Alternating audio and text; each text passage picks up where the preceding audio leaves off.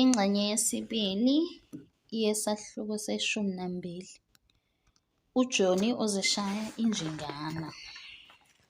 Izingane ezingawazi amatoho nemisebenzi zize zifike eminyakeni eyi-18 zivama ukuba zehluleke ukuphatha imali zazise kakhulu ukuba ziyecele imali kulabo bantu ezibathatha njengabantu abazikweledayo. Obaba noma bathathwa njengabantu abazikweledayo lezi zingane.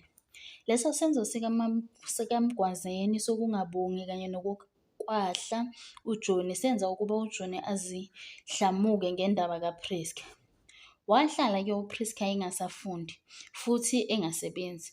Wayechitha isikhathi esiningi ezivalele ekamelweni uPriska. Wayehlala enyukubele ezizonda ezithukuthelele ngokuba avume ukukhulelwa. Wayeke acimeze afise ukuba ngumamncane Sigubudu, umamncane abe nguPriska.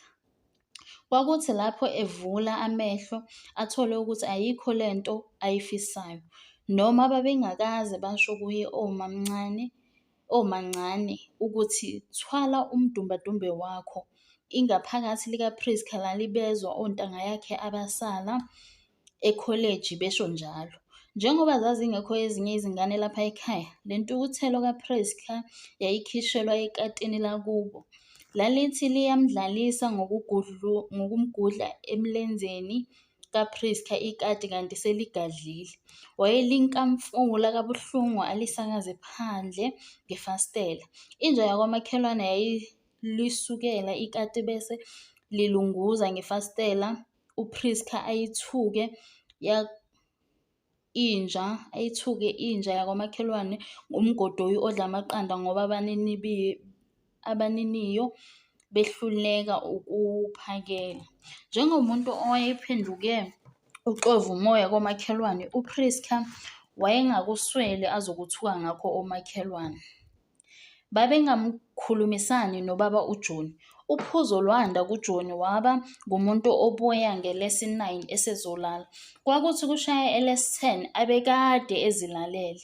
Kwakuvamise ukuthi ngeLesi-10 kusihlwa kukhale ikhwela kathathu bese ephuma uPriska ethi kunina uma engakalali usahambisa incwadi kwaMabizela. Wayethi angajikela kuKhanyile Road uPriska athole isoka lakhe uNkebelele. uNkebelele wayesebenza kwaSithebe bethengisa amalahle. Wawuqala lo msebenzi besebancane, bethwala amagogogo kanye namasaka amalahle. Njengomuntu owayehamba ngemoto yamalahle nsuku zonke, wafunda ukushayela imoto noma nje phela kwakuyithilakhi lamalahle elinyonyoba elokishini. Umuntu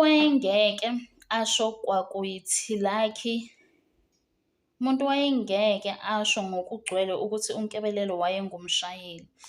Wayengakazithathi nezincwadi zokushayela imoto uNkebelelo, noma wayedamane etshela uPriska ukuthi yena uyothatha uCode 18 welayisense, hhayi njengalaba abaqhubi abano-Code 8. Njengomuntu owayengazi lutho ngezimoto, uPriska wayekwethemba ukushayela kukaNkebelele ngoba nakhu wayekhuluma ngoCode 18 esikhundleni sikaCode 8. Babema baxoxe isikhathi eside oPriska nesoka lakhe uNkebelele. Izinyawo zikaPriska zazingasakuvumi lokho ngoba kwakukhulu nalokhu ayekwethwele. Kubanda kabi kusihlwa ebusika emadadeni. uPriska wayesho njalo athi amakhaza awanandaba netshali ayelembatha. Kwakuthi nalapho uNkebelele emphelezela uPriska emusa ekhaya, bame eside isikhathi esangweni bevalelisana ngemivaleliso yezithandani ebayindendende. Langamlimbe kuyo le mivaleliso uNkebelele wathi, "Priska, ngeke sibulawe ngamakhaza kangaka. Uyakhumbula sisakhosela kulesiya sibozana seCresida yakaMthethwa? Sasingawezwa amakhaza futhi kuthi noma lina sikwazi ukukhosela. Phela azikho izibozana lapha e-6. Ukuba zikhona ngabe siyakhosela. Ngisho ukuba zikhona, ngabe asikhoseli. Ngabe bayazikhiya izibozi zabo abantu base-6. Abadlali kanjalo abantu base-6. Bayaqoqa, bayazithanda, ngeke nje kube nemoto endala ehlala emgwaqweni ibe ingakhiwa neminyango," kuchaza uPriska. Kusuke kwenze njani uma umuntu ekhiya isibuzi, imoto engasahambi futhi enganamasondo? Kulungile ubaba uJohny ayikhiye iLexus, yimoto leya. Kunganjani Priska ukuba uphathe ukhiye weLexus kusasa ukuze sihlale kuye ezihlalweni ezingemuva? Hhayi, ngeke kulunge lokho nkepsi. Ngeke kulunge ngani uma sisakwazi ukukhosela kusibozana sakwamthethwa esasineminyaka evuleka ngokunkenkeza. Iminyango yeLexus ngubunono bekati. Noma kunjalo uzosizwa ubaba uJohny uma siyivula imoto. Khona ngiyazi ukuthi sihlalaphi isikhiye sisipele seLexus. Bengingasithola kodwa ngiyasaba. Ubaba uJohny angahle asizwe. Uzosizwa kanjani Priska umuntu ohlala edlile? Bengithi uthe usephuza kakhulu kulezi nsuku uJohny breaker. Iminyango yeLexus ivuleka ivaleke ngaphandle komsindo. Ubobuya nokhiye weLexus kusasa uma ungithanda Priska. Futhi uma nothando lwakho lukwenza ukuba ucabange ukuthi nami ngiyifanele iLexus. Kodwa ungazikhathazi uma uthi mina nginguqathawane ungayifanele iLexus. Bengithi wena uzongizwela khona ngizoke ngintalele labo lova basemalahleni ngokuthi bengiphakathi kuLexus. Uyajabula Priska ngomama ongumhlengikazi kanye nokuhamba ngezimoto eziphambili. Mina ngikaze ngingene kuLexus noma nje ngigibele iMercedes Benz. Awusho kunjani ukugibela iLexus? Uzwele lukaPriska lwavumbuka lwamkhumbuza umkhukhu wakubonkebelele nogogo wakho neduku lakhe eliluhlaza elinesiphambano esimhlophe. Wakhumbula usizi namaphela akubonkebelele wase limhawukela. Nothando lwakhe lwamnyenyezela ukuba antshele unkebelele ukuthi uzoza nokhiye kusasa. Wathatha wathi, kulungile ngizoza nokhiye weLexus sihlale ngemuva kusasa. Mangethemba ukuthi uzobe ephuzile futhi ubaba uJohny.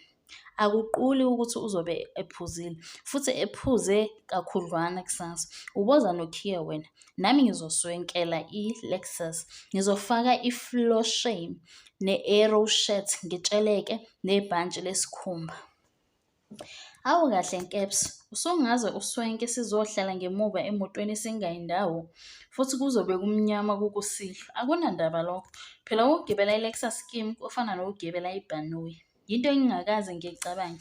Mina ngangithi nje angeke ngibe neminyaka engamashumi 20 ngingayigibelanga iMercedes Benz. Behlukana oPriska nonkebelele bethembisene ngeLexus. Wayicula usuku lonke ngakusasa unkebelele azi ukuthi namuhla uzogibela iLexus. Ingaphakathi lakhe lalithi fika ntambama neLexus. Lokhu kusasa kwamenza wanomusa epha wonke amakhasimende amalahle igwaqaza noma ibhansela. Kwathi kusihlwa ngoLwesine basondele kuLexus oPriska nesoka lakhe. Wavula umnyango wangaphambili uPriska wasevula owangemuva ukuze angene unkebelele. Wangena waqalaza unkebelele wabamba amaphiko ebhantshi lakhe. Wavala umnyango wangaphambili uPriska wasengena naye.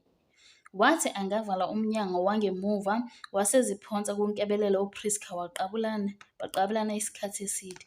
Ngemuva kwalokho unkebelele wathi, kungathi ngiyaphupha Priska. Kuthi mangivuse imadadeni yonke ngithi mayingibone ukuthi ngikuphi.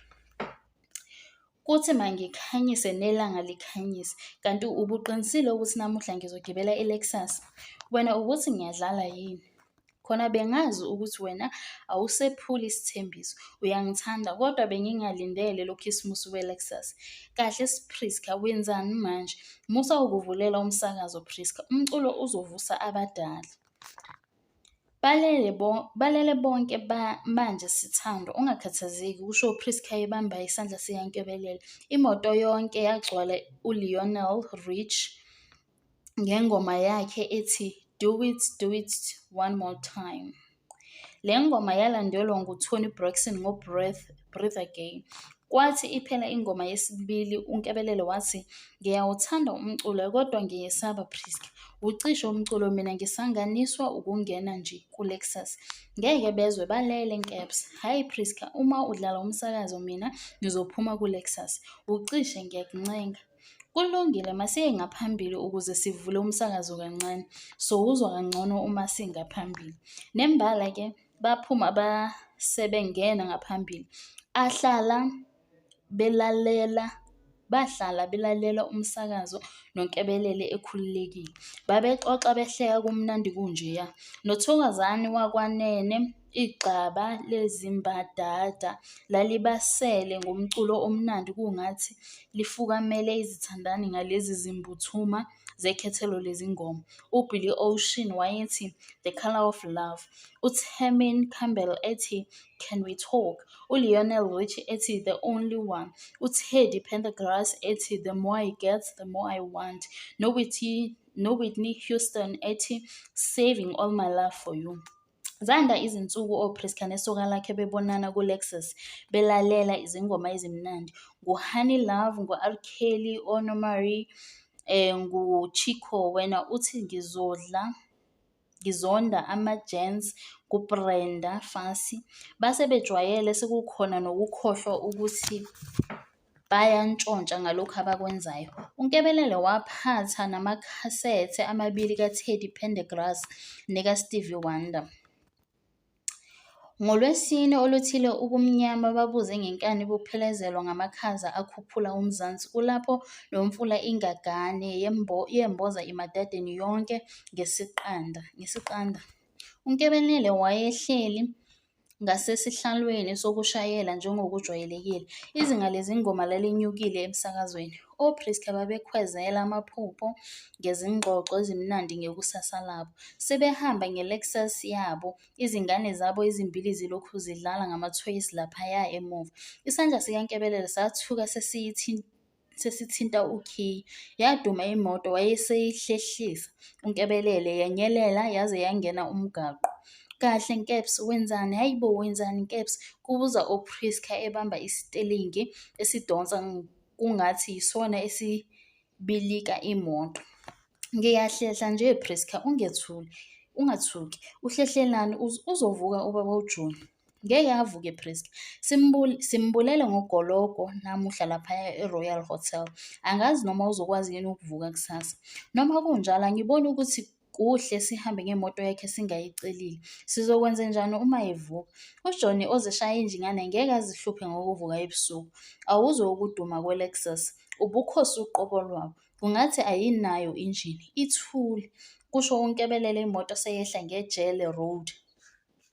Yajika kabili yaphuma emadadeni ngesokwalisa drive. Wathi ukukhuphula umsakazo uNkebelele wayinika amafutha iLexus yavuma. Izandla zikaPriska zazisemlonyeni elokhu ethi, kanti unjani wena Nkebs? Jika bo Nkebs sibuyele ekhaya. Ngafa ubaba uJohny. Ungazikhathazi nguJohny Ozishaya injingana Priska. Kade ihleliwe eyakhe indaba. Kanti wena awuthandi yini ukushayiswa umoya? Cha, angithandi ukushayiswa umoya Nkebs. Ngiphindisele ekhaya bandla Nkebs. Ngiyakuncenga Nkebs, ngiphindisele ekhaya. Ngizokuphindisela ekhaya Priska. Okwamanje ngisakusa laphaya eLotus ebhayisikobho. Awukahle Nkebelele. Ayikho ibhayisikobho ngalesi sikhathi. Bengingakwazi ukuthi kanti unje Nkebelele. Impela nginje Priska. Nami ngiyathanda ukuba ngihambise isithando sami kanye nengane yami ngeLexus. Kusho uNkebelele ehlisa umsakazo. Indawo yomsakazo yathathwa nguye uNkebelele wayesecula ethi, thina sobabili savumelana nawe. Wayekuphindaphinda ukuthi savumelana nawe, aze athi ukunyakaza kancane bese ethinta isisu sikaPriska esaselisilibhamuza lezinyanga eziyisithupha. Ngalesi sikhathi base benyampuluka ngo-Allen Street beqonde edolobheni. Bajika ngoScott Street bebheke eLeoniston. uNkebelele wachazela uPriska ngokuthi ibhayisikobho iphuma ngo-11. Manje kusengamaminithi ayishumi kuphela ngemuva kwehora leshumi. Sizobukela okuningi ngalesi sikhathi. Okusemqoka ukuba ke ngibonwe yilabo xathwane engisebenza nabo ukuthi angibakhohlisi uma ngithi mina nomkhwe wami uJohny Brega sizwana. Yehlisa ijubane Nkebelele ayavutha amaphoyisa kulo mgwaqo. Yini ithikithi lejubane kimi Priska? Ngizovele nje ngisayine isheke le-500 ngiwanike amaphoyisa ngithi bazithathele ushintshi, kusho uNkebelele enqukuzisa ikhanda edansa ngamahlombe elandela uBilly Ocean owayesho kamnandi ngeculo elithi Because of You. Bathi befika eLotus noPriska wase ezidelile, ezitshela ngaphakathi ukuthi useyolithatha ligcwele. Bahlala ezitolweni ezingemuva ebhayisikobho ukuze baphume kuqala uma sekuphela ibhayisikobho. Wazeneka uNkebelele esihlalweni, ukwenama kwakhe kwamenza ukuba angakholwa ukuthi nguye lona oza ebhayisikobho ngemoto. Intokozo yakha amafu emehlweni akhe, wangabona lutho olwaluyisithembe sasitshengiswa. Wayegigitheka noPriska engakholwa ukuthi ngempela lokhu okwakwenzeka akulona iphupha. Kuncane kabi ababakubona esithombeni esasikhonjiswa ngoba bona babeneyabo ibhayisikobho eyayingcono kunalento ababeyikhokhela. Kwathi lapho iphuma ibhayisikobho, baphuma kuqala ngoba babepake phambi komnyango. Bathatha isikhathi bengangeni emotweni uNkebelele ezifunisa ukhiye, abanye becela ukuba abagibelise. Wayelandula ngokuthi akawuboni ukhiye wemoto. Waphindela emuva wazibhekisa ngaphansi kwesitulo. Zaze zahamba zonke izimoto, nabo basebelandela kancane. Imoto yabo yangena uBoundary Road bephelezelwa uBilly Ocean ethi Get out of my dreams, get into my car.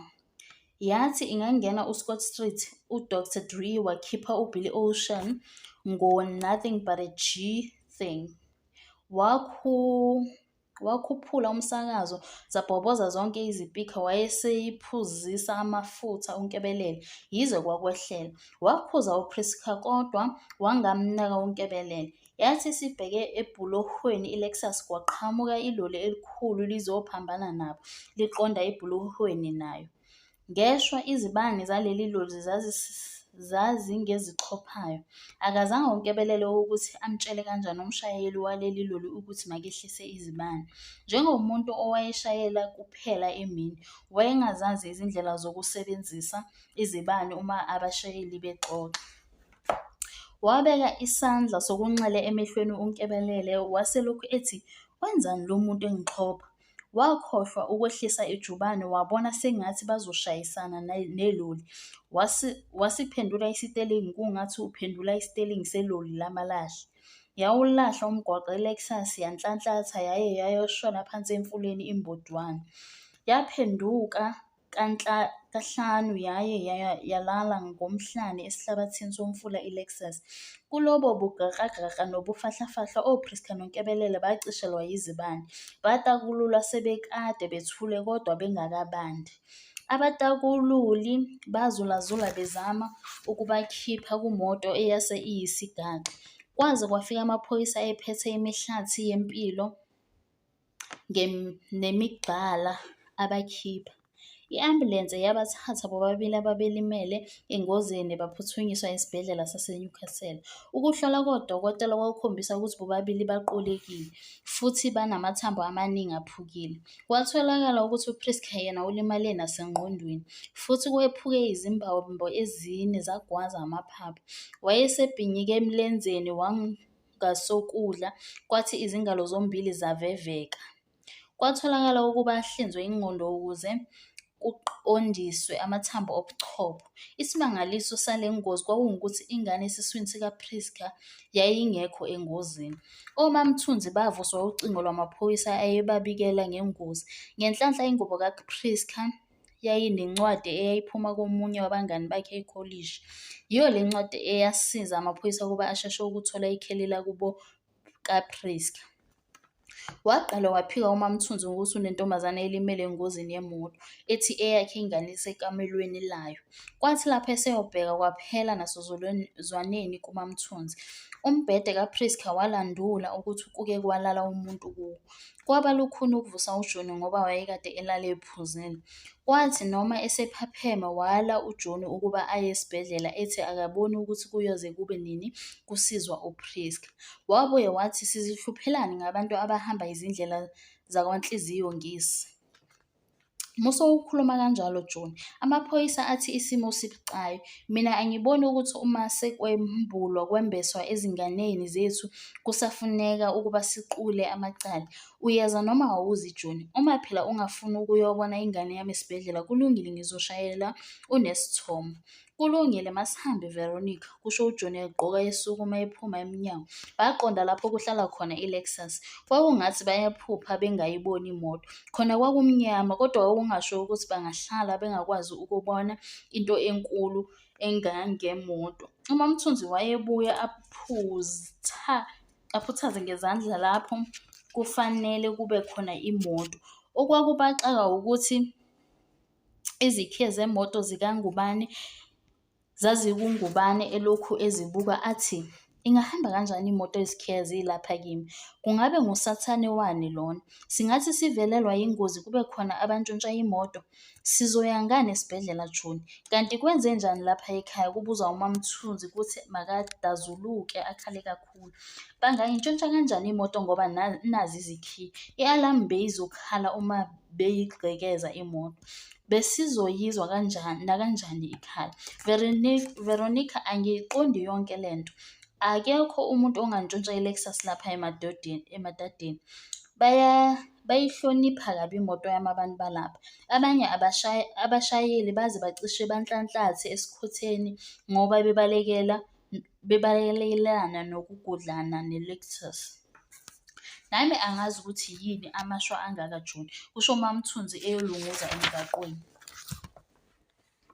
Buya lapha Veronica, ngeke iphume iyopaka emgaqweni imoto. Asihambe siyoshayela amaphoyisa sisho ukuthi nakhu sesilahlekelwe imoto. Kuhle sishayele uNesithomo kuqala ukuze eze nemoto siye esibhedlela John. Masiqale ngezingane ezisesibhedlela, sizothuma sibuya khona sidlule emaphoyiseni.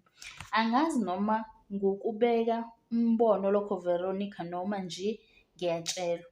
Asikho isikhathi sokuqophisana ngamazwi John. Ingane yami yafa esibhedlela, kusho uMamthunzi engena kuqala iminyango eqonda ucingweni. Waluthatha wayeseshayela uNesithomo embikela ngale ngozi eyayibavelele. Wayenemibuzo eminingi uNesithomo. Kulapho noJohn elindele ucingo ukuze athinte amaphoyisa mayelana nemoto yakhe. Wayenyuka abuye abhekele ungubane ebese ethi, come on woman, cut that talk off.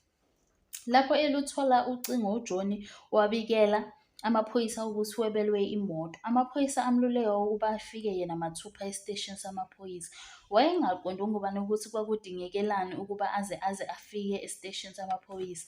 Yena wayefuna ukuba amaphoyisa ake aphume khona manje ebusuku abhekabheke lapha emadadeni nase-Osizweni. Kwathatha eside isikhathi echazela amaphoyisa ngemoto yakhe kulapho noNesithomo esefikile.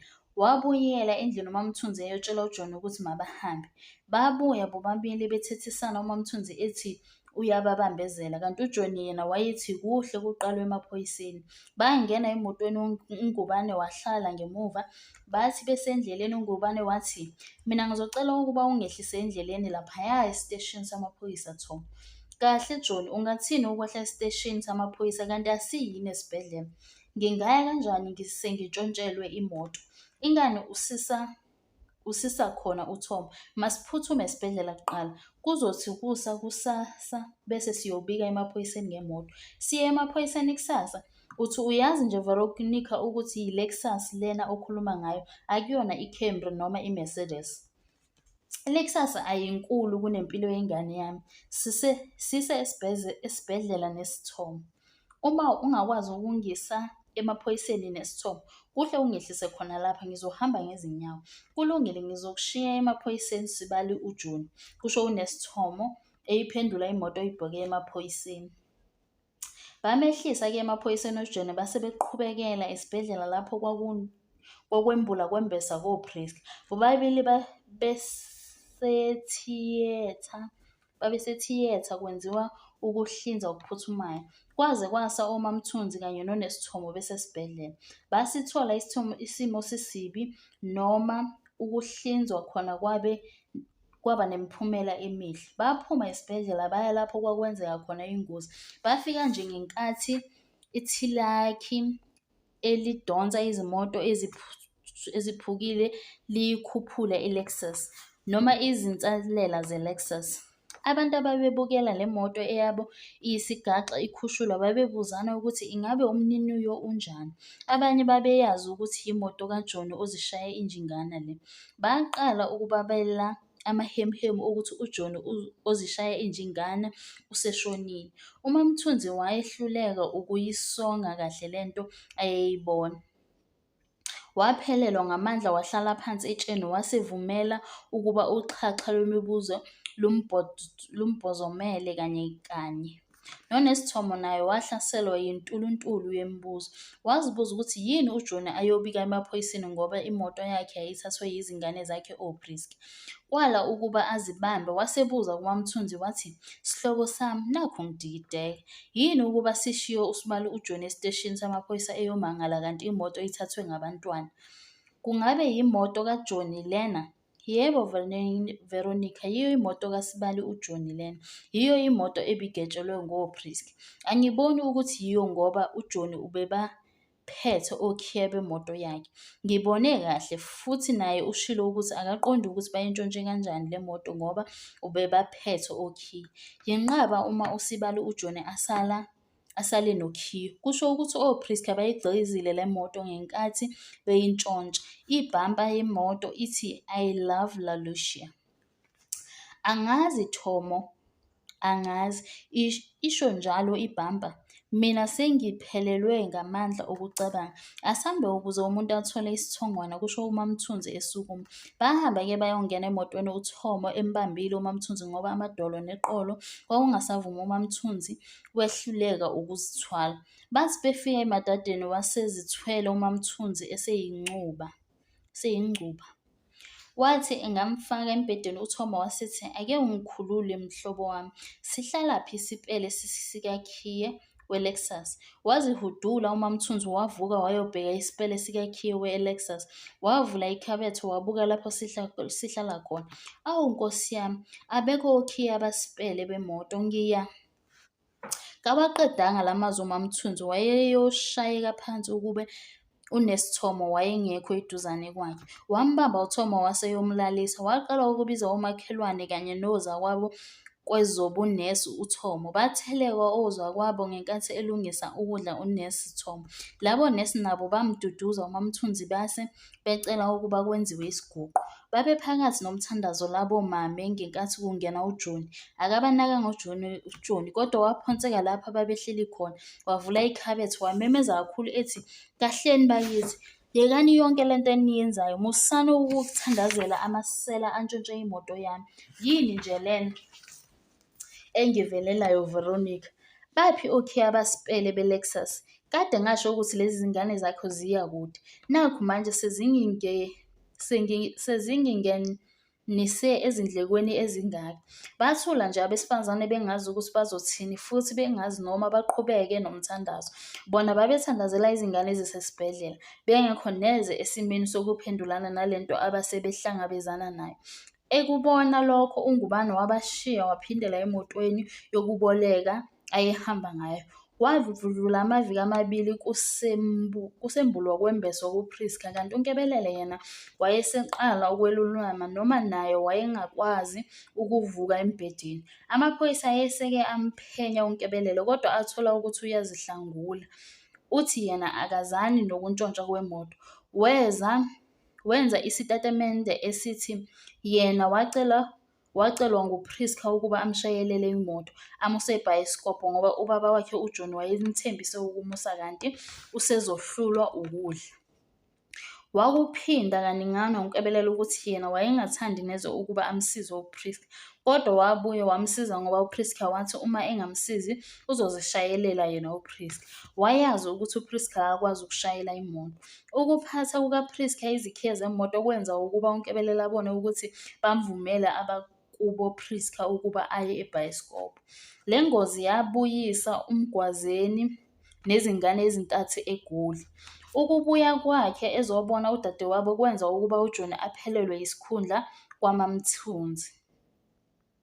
Wayesephenduke inja ebovu uMgwazeni ethi ngeke ubaba uJohny athi ethandana nomama akwazi ukumangalela uPriska ngokuthatha iLexus. uMgwazeni watheleka lapho kusebenza khona uJohny wambuza ukuthi wayengazigcini ngani izikhiye zemoto endaweni lapho izingane zazingeke zizithole khona. Wathi uma nje ingane yakubo ike yashona aze azi uJohny ukuthi woyiphelezela. uMgwazeni wabika nokuthi bona abayimukeli lento yokuthi kuthiwa uPriska untshontshe imoto. Ngokwazi kwabo le moto kaJohny kwakuyimoto yekhaya, imoto kababa uJohny nomndeni wonke. Uma izingane zomndeni nazo zithatha imoto kwakungafanele ukuba kuthiwe ziyintshontshile. Wazama ungubane ukukhombisa uMgwazeni ukuthi umshwalense ngeke ukhokhe uma elesula icala, ethi imoto iphulwe yingane zekhaya.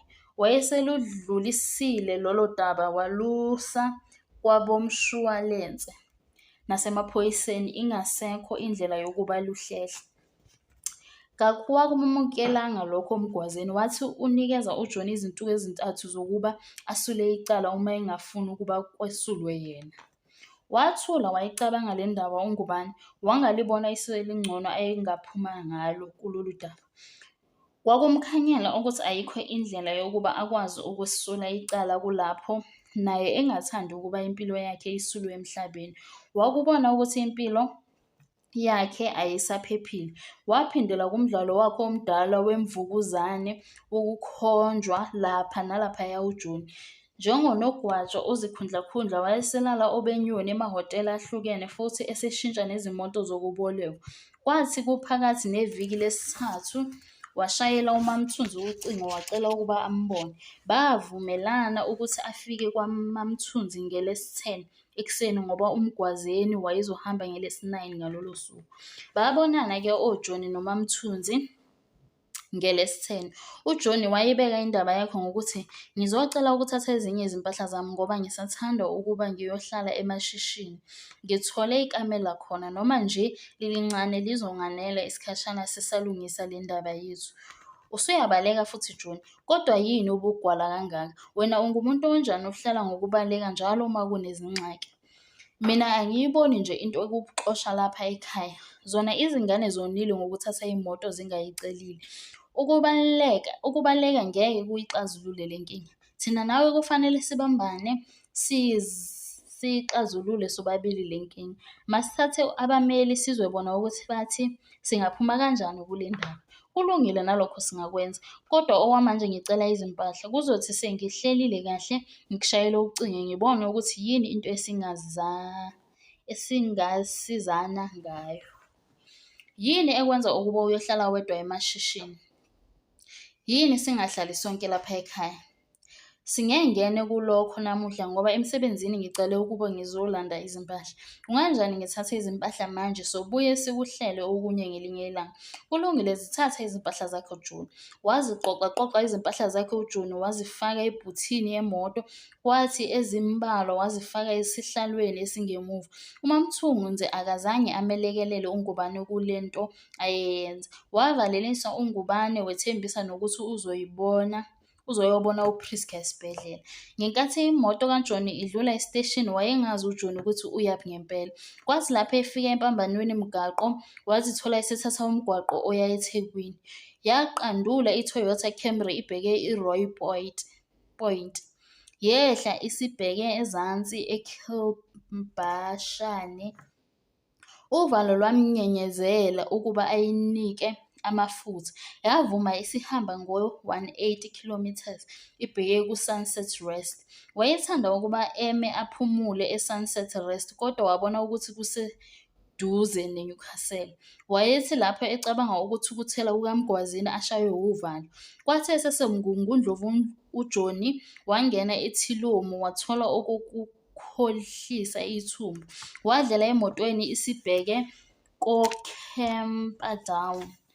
Manje waseqala ukucabanga ngeTheku. Kwakuthi uma kufika indawo yaseLalusha ashaywe nguvalo, wayengawucabangi nomlazi. Wadabula eNewlands ebheke kwaMashi, wangena ngoDlomo Road wajikela kuMtolo Road wasema phambi kwelikhulu ibhilidi. Eminyakeni edlule esafunda eManzimtoti wayenomngani uGetro Masuku.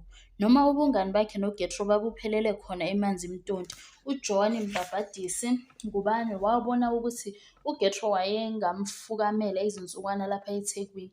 Babeke babonane noGetro ngenkathi eseseThekwini. Wayekuqaphela uma bebonana ukuthi uGetro usenalowo moya we-Student Christian Movement. Wayengeka